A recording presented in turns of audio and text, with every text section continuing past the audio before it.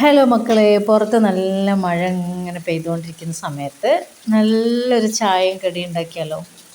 ചായ അടുപ്പത്ത് വെച്ച് തിളക്കുമ്പോഴേക്കും നമുക്കൊരു കടി അങ്ങ് ഉണ്ടാക്കാം എന്ന് ഞാൻ വിചാരിച്ചിട്ട് ആ ചായ അടുപ്പത്ത് വെച്ചു കേട്ടോ.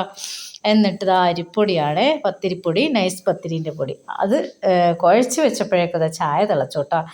അപ്പോൾ ചായ തിളക്കുമ്പോഴേക്കും കടി ഉണ്ടാക്കാമെന്ന് പറയുന്നത് വെറുതെയാണെന്ന് മനസ്സിലായില്ലേ?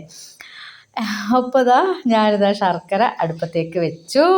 എന്നിട്ട് അതിലേക്ക് കുറച്ച് തേങ്ങ ചിരവിയതും കൂടെ ചേർത്തിട്ട് മിക്സാക്കി ഇളക്കി ഇങ്ങോട്ട് ആ വെള്ളം വറ്റുന്നവരെ ഇളക്കി ഇങ്ങോട്ട് എടുത്തു കേട്ടോ. എന്നിട്ട് പത്തിരിപ്പൊടിയിലെ നമ്മൾ കുഴച്ച് വെച്ച് അത് കയ്യിൽ വെച്ച് നല്ലപോലെ പരത്തി അതിലേക്ക് ഫില്ലിങ്ങും വെച്ച് ഉരുട്ടിയെടുക്കുകയാണ് കേട്ടോ. അപ്പോൾ കുറച്ച് മധുരമാണല്ലോ, മധുരം കഴിക്കാൻ എല്ലാവർക്കും ഇഷ്ടമാണല്ലോ. അപ്പോൾ അങ്ങനെ ഇതുപോലെ ഇങ്ങോട്ട് ഉരുട്ടിയെടുത്തിട്ടുണ്ട് കേട്ടോ. പെട്ടെന്ന് തന്നെ ഉണ്ടാക്കാം, എന്നാലും എന്താ പറയുക, അത് ആക്കിയെടുക്കുമ്പോഴേക്ക് കുറച്ച് ടൈം എടുക്കും കേട്ടോ.